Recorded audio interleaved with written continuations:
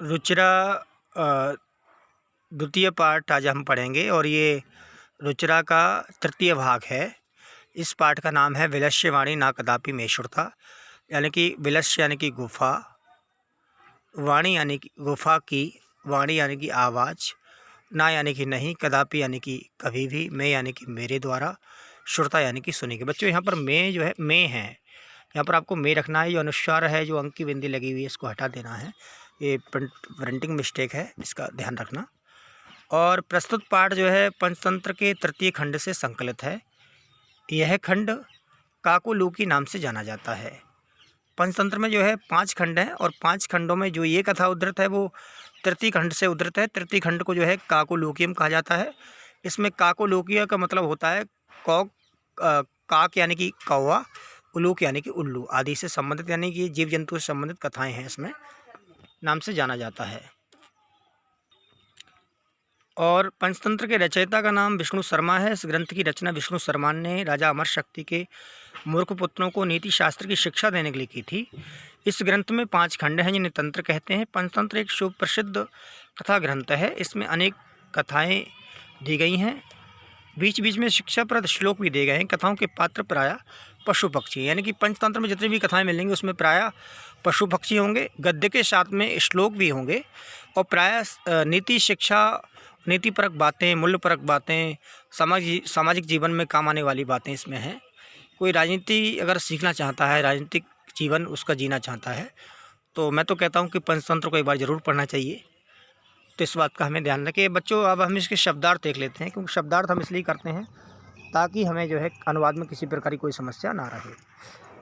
कस्मिंश्चित् किसी प्रतिवसति, इसमें रहता था, इतस्तता इधर उधर, चुदारता भूख से व्याकुल, किंचिदपि यानी कि कुछ भी, तथा यानी कि तब, महत्तिम यानी कि विशाल, दृष्टवा देखकर, नूनम निश्चय ही या अवश्य ही, निश्चित रूप से, वने यानी कि वन में, कदाचित किसी समय, परिभ्रमण घूमता हुआ, आहारम यानी कि भोजन, एकम यानी कि एक, गुहाम यानी कि गुफा को, अचिंत्यत यानी कि सोचा, एतस्यम यानी कि इसमें, रात्रौ यानी कि रात में, जीवा यानी कि प्राणी, अतः यानी कि इसलिए, निगूढ़ो भूत्वा यानी कि छिप करके, कोपी यानी कि कोई भी, आगच्छति यानी कि आता है, अत्र यानी कि यहाँ पर ही, तिष्ठा में बैठ जाता हूँ, एतस्मिन अंतरे इसी बीच में, नाम का यानी कि नाम, समागच्छत यानी कि आ गया, पश्यति यानी कि देखता है, सिंह पद पद्धति, सिंह के पैरों के निशान, प्रविष्टा यानी कि प्रविष्ट हुई, अंदर चली गई, वही यानी कि बाहर, अचिंत्यत यानी सोचने लगा, नूनम अवश्य ही, निश्चय ही, अस्थिति ऐसा है, ऐसा ही,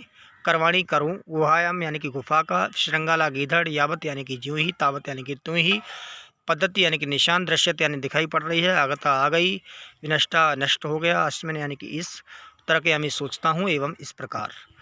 आगे हैं दूरस्था यानी कि दूर खड़ा होकर के, कर्तुम यानी कि करने के लिए, किम यानी कि क्या, स्मरसी यानी तुम याद करते हो यानी स्मरण करते हो, तो ऐसा यानी कि तुम्हारे साथ, कृता यानी कि यदा यानी कि जब, और विचिंत यानी कि सोच करके, रवम यानी कि आवाज़ शब्द होता है, आरब्धा प्रारंभ किया, यन्मया मैंने, मेरे द्वारा, यन्मया मेरे द्वारा की मैंने, समय यानी कि प्रतिज्ञा समझौता, यत यानी कि भयत यानी कि बाहर से, तथा यानी कि तब, प्रतिगमिष्यामि लौटूंगा, आकर्ष्यामि बुलाओगे, त्रही यानी कि तो, आवेश यानी बुलाती हो, या समय चला जाऊंगा, तद तब, एवं इस प्रकार, मैं यानी कि मेरा या मेरे द्वारा, इत्थम यानी कि इस प्रकार, सहसा अचानक, प्रतिध्वनिना गूंज के द्वारा, आहवयत यानी कि बुलाया, भयभीता डर से, डर कर, पलायमाना भागता हुआ, अपठत पढ़ा, आह्वानम करो मैं बुलाता हूँ, प्रवेश से प्रवेश करके, भोज्यम भोजन, विचार विचार करके, उच्च गर्जनम ऊंची गर्जना, दहाड़ उच्च ही जोर से, अनेन इस प्रकार, ततः उससे,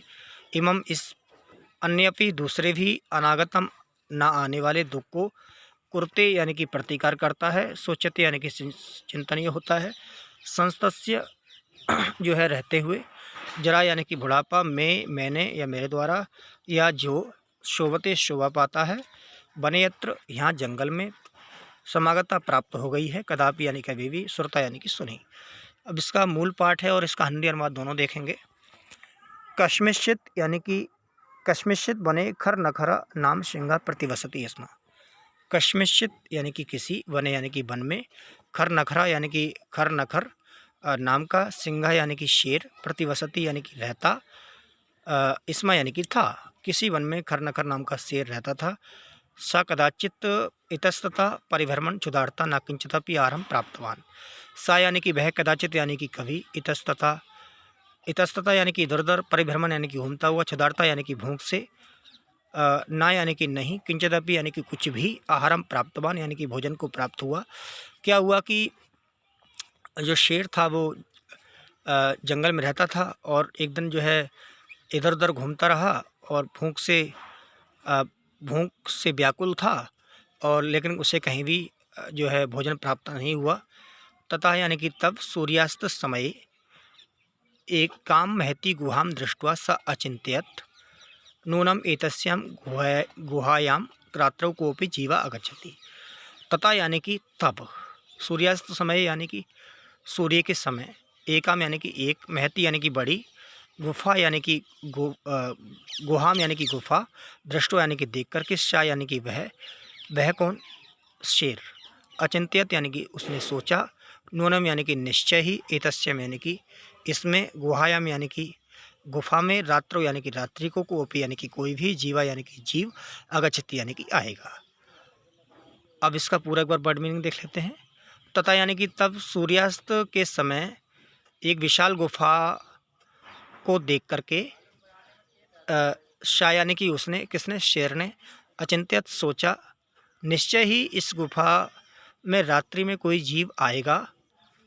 अतः अत्रैव निगूढ़ो भूत्वा, अतः यानी कि इसलिए, अतः यानी कि इसलिए, अत्रैव यानी कि यहीं पर, निगूढ़ो यानी कि छुप करके, भूत्वा यानी कि निगूढ़ो यानी कि छिपना, और भूत्वा यानी कि छुप करके, तिष्ठामीति ठहर जाता हूँ, तिष्ठामी यानी कि ठहर जाता हूँ, बैठ जाता हूँ। अब क्या है कि उसने देखा कि रात्रि में कोई जीव आएगा, तो इसलिए इसी गुफा में छुप करके बैठ जाता हूँ। सरलार्थ इसका देख लेते हैं। किसी वन में खरनखर नामक सिंह रहता था। किसी समय भूख से व्याकुल होकर इधर उधर घूमते हुए इससे कुछ भोजन प्राप्त न हुआ, तब सूर्यास्त के समय एक विशाल गुफा को देखकर वह सोचने लगा, निश्चित रूप से इस गुफा में रात में कोई प्राणी आता है, अतः यहाँ पर ही छिपकर बैठता हूँ। एतस्मिन् अंतरे गुहायां स्वामी दधिपुक्षा नाम का श्रृंगाला समागच्छत। एतस्मिन् अंतरे, एतस्मिन् यानी कि इस प्रकार, एतस्मिन् अंतरे इसी बीच, अंतरे कहते हैं बीच में, एतस्मिन् गुहायाम स्वामी दधिपुक्षा नाम का श्रृंगाला समागच्छत।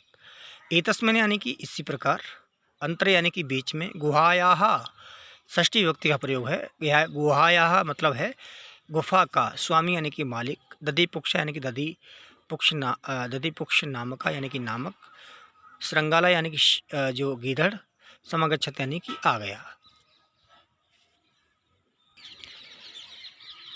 अब जो है वो शेर गुफा में है और जो गीदड़ है वो आ गया।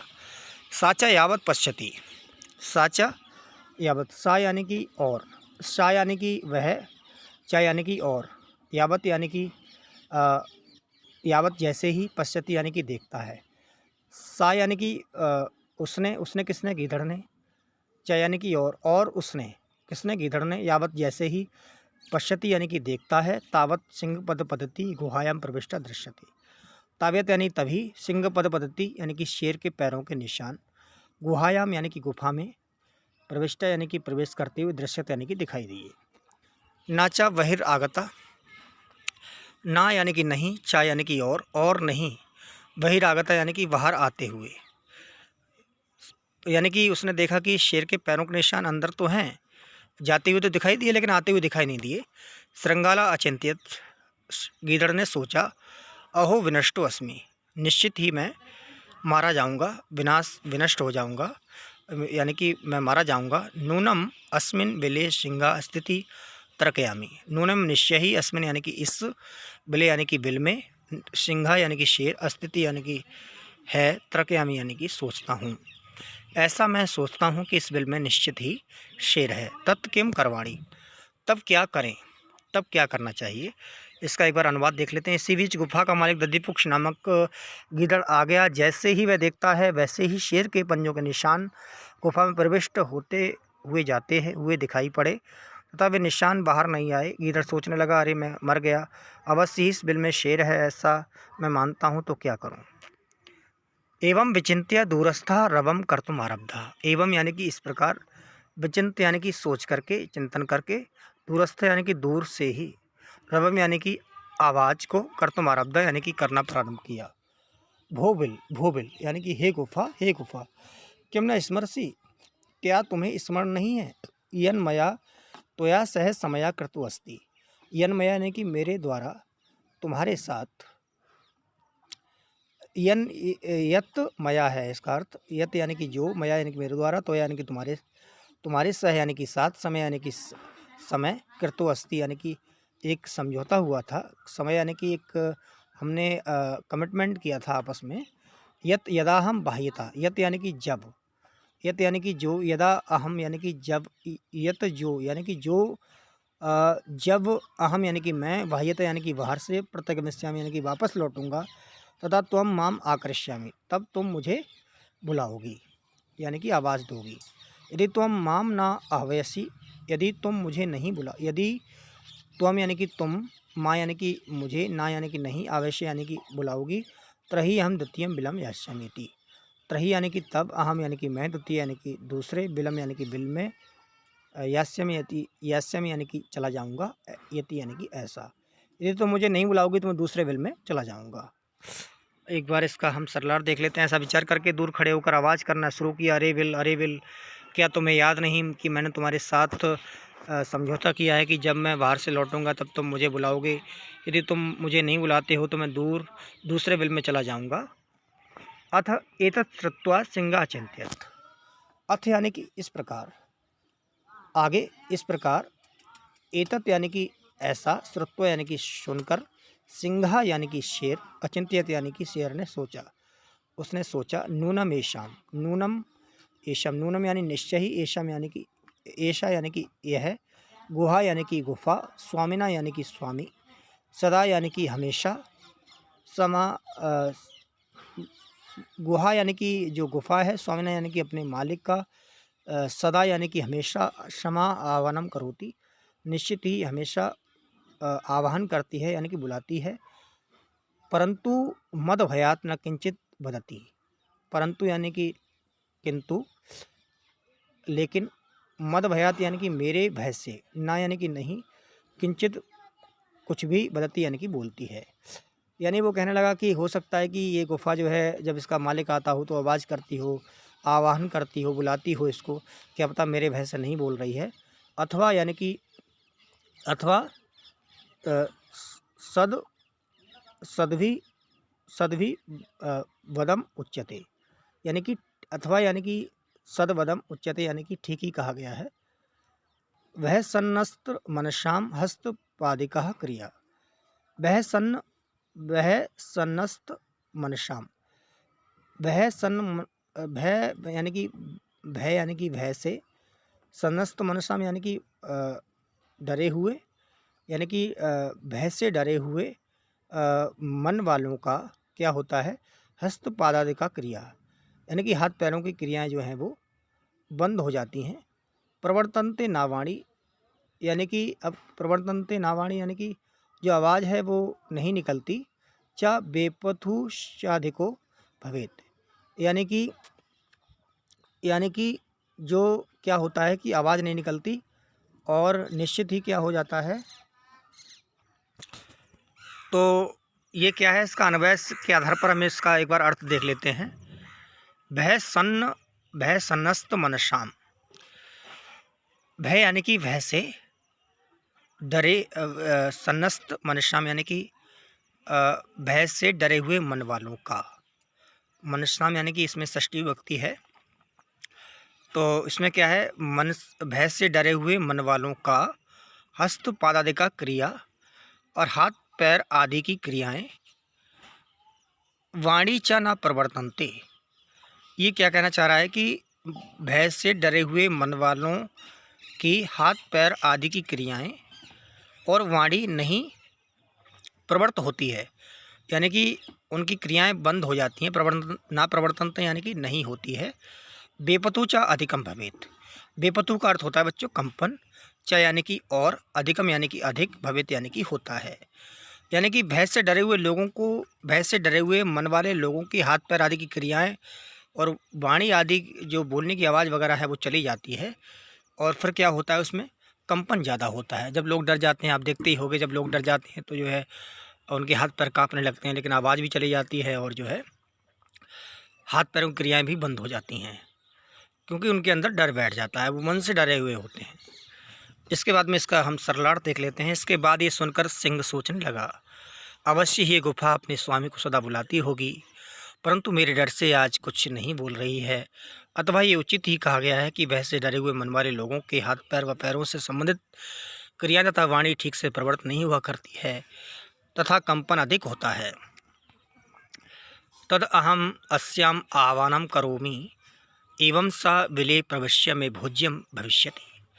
तद अहम, तद यानी कि तब, अहम यानी कि मैं, अस्य यानी कि इसका, इसका किसका, जो गीदड़ है उसका, आह्वानम यानी कि आवाहन यानी कि उसको बुलाऊंगा, आह्वान करूंगा, करोमि यानी कि करूंगा, आह्वान यानी कि आह्वान, बुलाता हूँ उसको, यानी कि मैं गीदड़ को बुलाता हूँ। एवं शाविले प्रवश्य में भोज्यम भविष्यति। एवं यानी कि इस प्रकार, शा यानी कि उसका, सा यानी कि वह कौन, गीदड़, बिले यानी कि बिल में, प्रवेश यानी कि प्रवेश करके, में यानी कि मेरा, भोज्यम यानी कि भोजन, भविष्यति यानी कि होगा। शेर कहता है कि ऐसा जो है, ऐसा जब मैं उसको बुलाऊंगा तो वह बिल में प्रवेश करेगा और मेरा भोजन हो जाएगा। इत्थम विचारे सिंह सहसा श्रृंगालस्य आह्वानम करोत्। इत्थम यानी कि इस प्रकार, विचार यानी कि विचार करके, सिंह यानी कि शेर, सहसा यानी कि अचानक, श्रृंगालस्य यानी कि गीदड़ का, आह्वानम करोत् यानी कि आह्वान करना प्रारंभ किया। सिंहस्य उच्च गर्जनम प्रतिध्वनिना स गुहाम उच्चैः श्रृंगालम आह्वयत्। सिंहस्य उच्च गर्जन प्रतिध्वनिना, शेर की ऊंची आवाज़, सिंहस्य यानी कि शेर की, उच्च गर्जना प्रतिध्वनिना का मतलब होता है ऊंची गर्जना को, ऊंची गर्जना की ध्वनि को, सा यानी कि उसने गुहायम उच्चई श्रृंगालम आह्वयत्, यानी कि जो शेर होता है उसने ऊंची गर्जना करना प्रारंभ की। सा यानी कि गुहा उच्चई श्रृंगालम आह्वयत्, और जो है वो गुफा जो है ऊंची आवाज़ में श्रृंगाल को आह्वान करती है। सिंह ने जो है अपनी गर्जना प्रारंभ की, और गर्जना भी कैसी प्रारंभ की, ऐसा लगा कि मानो जो है शेर जो है वो गुफा जो है वो श्रृंगाल को बुला रही है। इत्थम विचारे सिंह सहसा श्रृंगालस्य आह्वानम करोत्। अब क्या है कि उसने विचार दोबारा से किया और अचानक श्रृंगाल का आह्वान करता है। सिंहस्य उच्च गर्जनन प्रतिध्वनिना सह गुहा उच्चैः श्रृंगालम आह्वयत्। जो शेर की उच्च गर्जन की जो दहाड़ थी, उसकी ध्वनि को साहा गुहा यानी कि उस गुफा ने, उच्च यानी कि ऊंचे प्रकार, जोर से, श्रृंगालम आह्वयत् यानी कि गीदड़ को बुलाया, यानी कि आवाज़ दी। अनेन अन्यपि पशवा भयभीता, अनेन यानी कि इस प्रकार, अन्य यानी कि दूसरे, अपि यानी कि भी, पशवा यानी कि पशु, भयभीता यानी कि भयभीत हो गए, अववन यानी कि हो गए, भयभीता यानी कि भयभीत, अववन यानी कि हो गए। श्रृंगालो अपि तथा दूरम पलायनम इमं पठत। श्रृंगालो अपि तथा दूरम पलायनम, श्रृंगालो यानी कि गीदड़, श्रृंगालो यानी कि गीदड़, अपि यानी कि भी, तथा यानी कि तब, दूरम यानी कि दूर, पलायनम, पलायनम यानी कि पलायन यानी कि चला गया, छोड़ करके चला गया, इमं पठत, ऐसा पढ़ा। जब जो है श्रृंगाल दूर चला गया तो उसने ऐसा पढ़ा। ऐसा क्या पढ़ा? एक श्लोक पढ़ा है। तो श्लोक हम देखेंगे, पहले हम इसका एक बार हिंदी अनुवाद कर लेते हैं। तो मैं इसे बुलाता हूँ, इस प्रकार वह बिल में घुसकर मेरा भोजन बन जाएगा। इस प्रकार विचार करके सिंह ने एक गीदड़ को बुलाया। सिंह की ऊंची गर्जना दहाड़ की गूंज से उस गुफा ने जोर से गीदड़ को बुलाया। इससे अन्य पशु भी भयभीत हो गए। गीदड़ भी उससे दूर भागता हुआ इस श्लोक को पढ़ने लगा। इस श्लोक कौन सा, ये देख लेते हैं।